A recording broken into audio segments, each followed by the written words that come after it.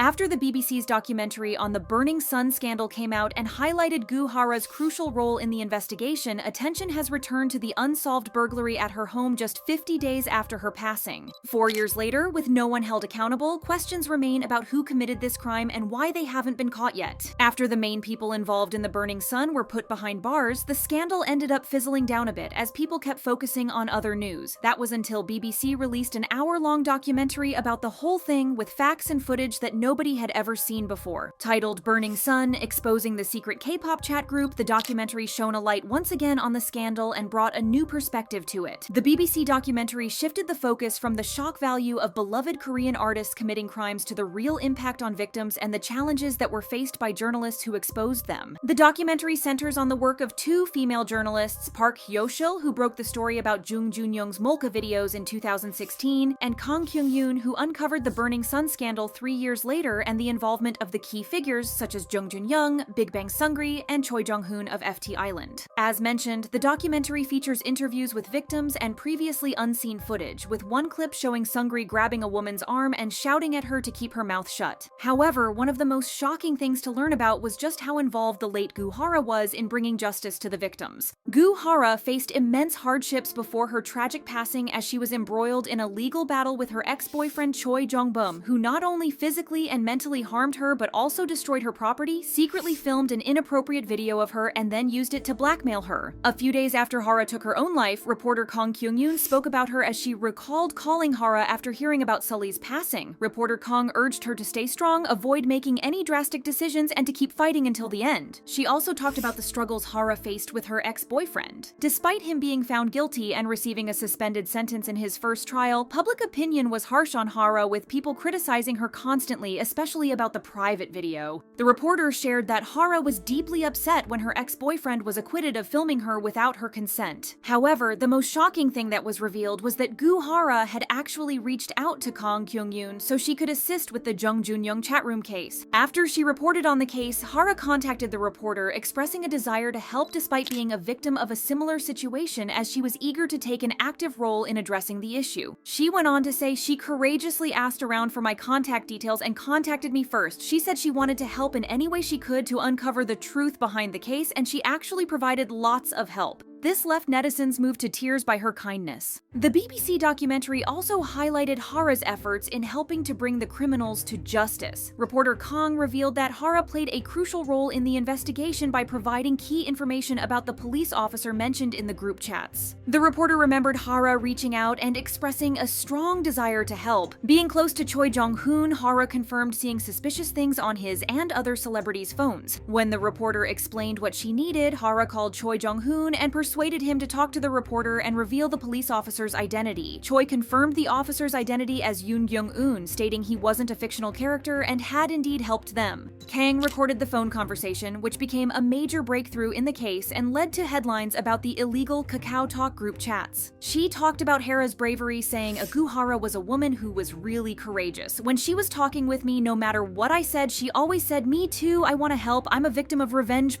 Once more, Hara's courage amazed everyone. Even though it was known that she had indeed helped reporter Kang when it came to the Burning Sun case, it wasn't known that she had taken the initiative to talk to Choi Jong-hoon herself and find out the identity of the police officer that had been assisting them. Given her long friendship with Choi since their trainee days and her connections with Seungri and others linked to Burning Sun, her actions are even more impressive. She used her industry connections to expose the truth and help the victims. In addition to reporter Kang's revelation and Hara's own brother's story about her, there was something else that resurfaced, and that's the robbery that took place at Hara's house right after her passing. In October 2020, almost a year after Hara's passing, Dispatch revealed that a burglary had occurred at her home just 50 days after she took her life. A thief had broken in and stolen her personal safe, leaving everything else untouched. Dispatch also released CCTV footage showing an unknown person climbing over her wall, suggesting there might be 1 or 2 trespassers who knew her. An acquaintance of Hara, referred to as K, noticed the safe was missing in April and reviewed CCTV footage with Hara's brother Goo Ho-in. They found a clip where the camera lens was covered with leaves, likely to hide the intruder's identity. K also mentioned that they had changed the house password after Hara's passing, and only Goo Ho-in and they knew the new password. The footage revealed the intruder trying the old password after climbing the wall, attempting attempting to open the front door, peeking inside, and then leaving in the direction of the wall. Given the way the intruder scaled the wall, used the old password, and knew exactly where the safe was, Kay and Hara's brother believe the robbery was done by someone who knew Hara personally, perhaps by one of her celebrity friends who would often visit her at home. He said, "This is a person who knows the layout of the house well. Someone who is coming to the house for the first time wouldn't know things such as how the connected door isn't locked." But the safe itself hints at the burglar's identity. Since the police didn't have any proof of anything, the investigation wrapped up pretty quickly in December of 2020, with no actual suspects being brought to justice, and then the case closed in April of 2021. Netizens had their own suspicions, though. Some held her mother responsible for the whole thing, speculating that she might have paid someone to break into her daughter's house and steal the safe. There was speculation that her ex-boyfriend might have been involved, with netizens pointing to him as a suspect. Her brother and cousin were also considered as suspects by the netizens, but the police quickly closed the investigation before anything significant was found. People were mostly frustrated and even heartbroken at how people wouldn't let Hara rest in peace. An online community user commented, "How can you have no conscience to the point where you'd steal from a late person's home?" And the fact that there's a possibility that it was a close friend too, truly a scary world we're living in. The case resurfaced a few years later when SBS's investigative show Unanswered Question vowed to probe into the burglary. The show used enhanced images and expert input to create a composite sketch of the suspect from security footage. The sketch showed a man in his late 20s to early 30s wearing glasses and an earring. He was described as having a slim face, a high nose, and estimated to be over 170 centimeters tall, just like Dispatch had said a few years ago. As seen from the footage, the robber knew the code, but overall seemed unsure about operating the door lock, leading him to enter through a second-floor window. Hara's older brother, who was interviewed by the show, stated that he had already taken most of Hara's valuables, including letters, contracts, financial documents, the house deed, and about 6 mobile phones from the safe before the burglar stole it. He said, "The valuables that were inside the safe, I retrieved them all while I was taking care of her things, so when the burglar left with her safe, it is safe to say that he left with an empty metal box. Given how the other valuables in the house were left behind, there were strong suspicions that the burglary might be linked to the Burning Sun scandal." According to netizens' theories, since the Burning Sun included some very powerful individuals, it could be possible that they hired someone to get those 6 phones out of Hara's safe before something else was found out. As you can see, the only motive for the burglary was to get whatever was inside the safe, as it appears to be some kind of incriminating evidence. Which brings us to the case's most unusual suspect, Zico. Even though he has had no direct connection to the Burning Sun scandal, he was suspected of having very close ties to Junyoung. In 2016, the two appeared on an episode of Radio Star, and during the show, he mentioned Junyoung's golden phone, calling it an emergency-only phone, not his regular cell phone. He said Junyoung used it just for Kakao Talk, likening it to a Pokemon book with many contacts. The latter seemed surprised and flustered by this reveal, noting that Zico would often visit without reason and browse through the phone as if it were his own. On the same show, Junyoung mentioned he was ready to date again, to which Zico questioned what had happened with all the women from the previous year. At the time, this story went unnoticed, but when the Burning Sun scandal broke in 2019, people couldn't help but bring back this strange interaction. Since the scandal revealed that celebrities were the ones sharing secret videos of women in Kakao Talk chat rooms, it led many to believe that Junyoung's so-called golden phone was used for these crimes. Zico denied these allegations, but was dragged back into the discussion when Unanswered Questions released the composition sketch of the burglar. When viewers saw the sketch, many noted a resemblance to Zico and began to speculate, no matter how bizarre the whole thing may seem. The rumors were fueled by CCTV footage showing the robber in a jacket, glasses, and an orange beanie. People quickly pointed out that Zico had worn a similar beanie the morning of the robbery, citing it as evidence against him. As expected though, the accusations were ridiculous. It's unlikely that Zico would wear a hat with his company's logo while committing a crime, and it's even more unlikely that he would commit a crime like this in the first place.